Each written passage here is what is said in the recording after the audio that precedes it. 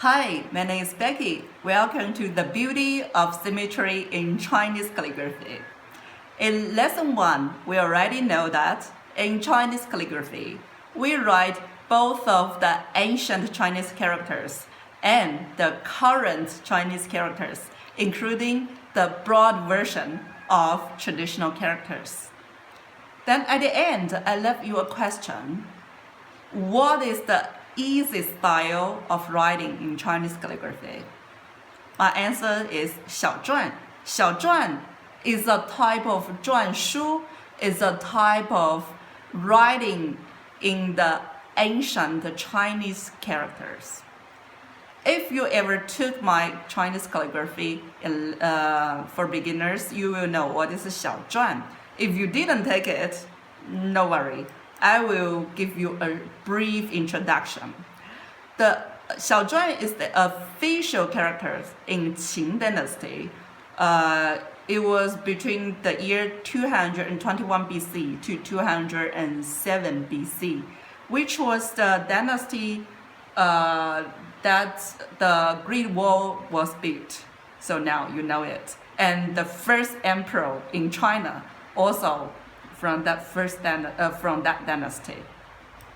Okay, and the reason why Xiao Zhuan is the easiest way is because the later writing style required the skills from the previous writing system. So we know that the current writing systems like the Li Shu and the Kai Shu were developed from Xiao Zhuan. Oh, sorry. Actually, it's Li Shu were developed from Xiao Zhuan and Kai Shu developed from Li Shu. But they actually appeared nearly at the same time. They don't they don't really follow the timeline, right? Okay, but anyway, so Xiao Zhuan on the writing skills will be a little bit lower, so it will be easier for us to start our calligraphy learning. Okay, so here is a brief revision of our calligraphy lessons for beginners. I will give you 3 tips. These 3 tips are not only important for beginners level, it's important for all levels. Even when we go to the middle level or the advanced level, we will need to follow these tips. And these 3 tips are nearly the most important tips in Chinese calligraphy learning, including all those calligraphy masters follow these 3 tips. Okay, the first one is 中锋. 中锋 means you keep the brush tip vertical to the paper. So like this is a paper and this is a brush. We keep it vertical. When you are writing, you write like this. How about if the surface turn into like this? You also need to change your direction. Change your direction. Always keep vertical. Okay, and then the second one is 长锋. 长锋 means you need to hide the brush tip in the writing stroke. Okay, so these 2 concepts or these 2 definitions were in my calligraphy lessons for beginners, lesson 4. You can either take this lesson or go to my YouTube channel, Wu Chinese Art Workshop. This video is free share on my YouTube channel as well. Okay, so then the third one is 临摹, which means imitate models of calligraphy. So it's from lesson 15. 临 means we put a book here and then we read it. We say we read it or we copy it. Then we look and then right here, look and right here. And then 摹 means if there is a book and then we use some like transparent paper covered on the calligraphy book and then try to draw the line try to, not draw, actually try to write based on the line. So this is called 模. Okay, so these are the 3 tips from our calligraphy lessons for beginners. Okay, then what will we learn in this course? The thing is the calligraphy lesson for beginners, we will also learn from Master Wu Rangzhi. So this book, you can try to find it on Amazon or somewhere, or the Chinatown. Anyway, so this book is called Wu Rangzhi Wu Jun Tie. What's the literal translation of this book? Wu Rangzhi is the calligraphy artist's name. Zhuan Shu is the calligraphy style we are learning. Wu Jun is the literator's name. Tie means calligraphy book. Okay, so this is the literal translation. And Wu Rangzhi is a calligraphy artist in Qing dynasty. Basically, it's the last dynasty in China. It's from 1799 to 1870. Okay, then Wu Jun is the literator in 469 to 520. You can see Master Wu Rangzhi is about more than 1,000 years younger than Wu Jun, right? So, what brought these 2 famous people together into this book? One is like more than 1,000 years older than the other. So the answer is, the calligraphy is as beautiful as the article. So do you know what's in this book? The article was a letter to Wu Jun's friend Zhu Yuansi. So Wu Jun was the literator. So he wrote a letter to his friend Zhu Yuansi. So what did he say to his friend? If you write a letter to your friend, what will you say? I'm eating good and traveling around, or oh, I have difficulties, or what else? As a literator, his letter is so beautiful.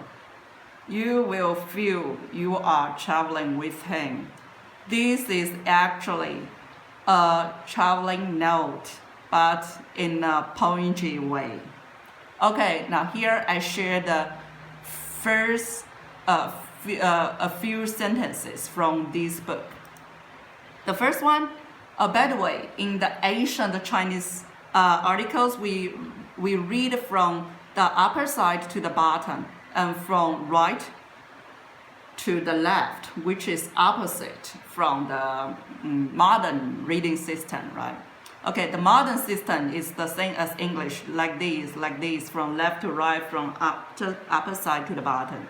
Okay, but this is the way in the Asian system, from upper side to the bottom, then from right to the left.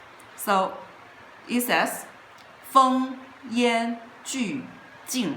So here, this is the modern characters. By the way, they are simplified characters. 风烟俱静.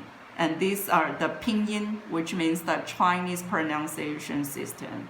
It means the wind and the smoke scattered and disappeared.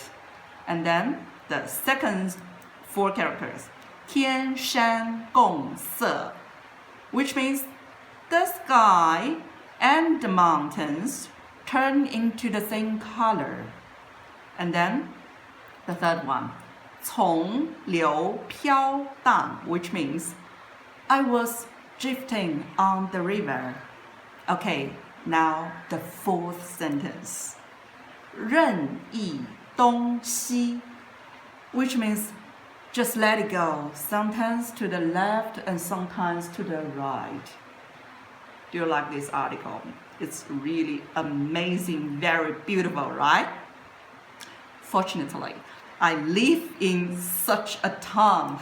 So I took this photo for 2 of my students. So you can see the town I live in is I feel like I live in this article. Okay, so now, after more than 1,000 years, Master Wu Rangzhi, when he read this article, he has the same feeling as us. He said, wow, it's so beautiful. I want to write it. I want to write it with my calligraphy brush.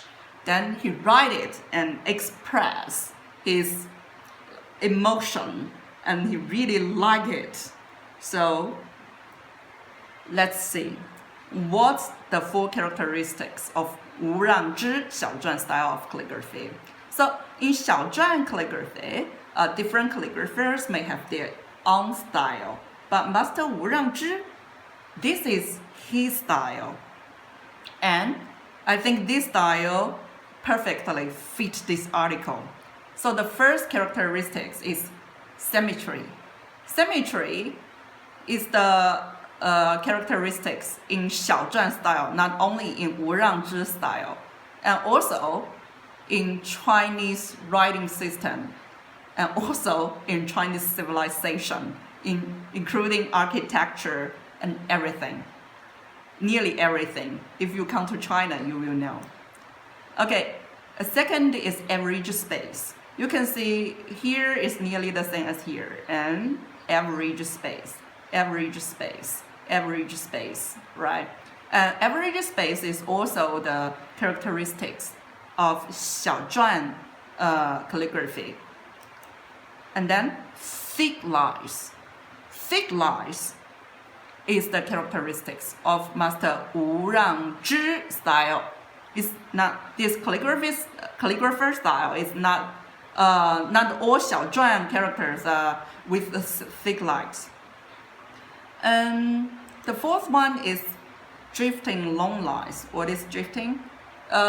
Just think about you, a beautiful girl who is like wearing a long dress, a flowing dress, and stand in the wind. Then the dress flowing in the wind. That is what how do we describe Master Wu Rangzhi's like a long lines, like this one, like this one, like this one, like this one. They're all like those beautiful dresses flowing in the wind.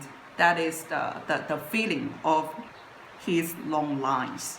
So when we practicing Master Wu Rangzhi style Xiao calligraphy, we will focus on these 4 characteristics. Okay, so how do I organize this course? I will divide it into 4 units. The unit 1, it will be the symmetrical characters with 3 basic strokes. It will be from lesson 1 to 8, and then exercise is lesson 9 to lesson 10. So in each of these lessons, I will introduce you 1 character, including like the history or how do we create these characters if I can find the origin. But you know, the Chinese writing system have a long history, so many of them we can't find why they are like that. And then I give you some exercise. For exercise, I would like you to think about it, to write it by yourself first, and then I will show you how to write it. And this part most based on the Chinese calligraphy for beginners. Yes. And then unit 2 will be symmetrical characters with more complicated curving lines. We have different kind of curving lines in Chinese Xiao style calligraphy. Okay, so in unit 2 we'll focus more on that. This will be from lesson 11 to lesson 16, and then we have 2 more lessons for exercise. And then unit 3, then we'll focus on those symmetrical characters with left and right structures.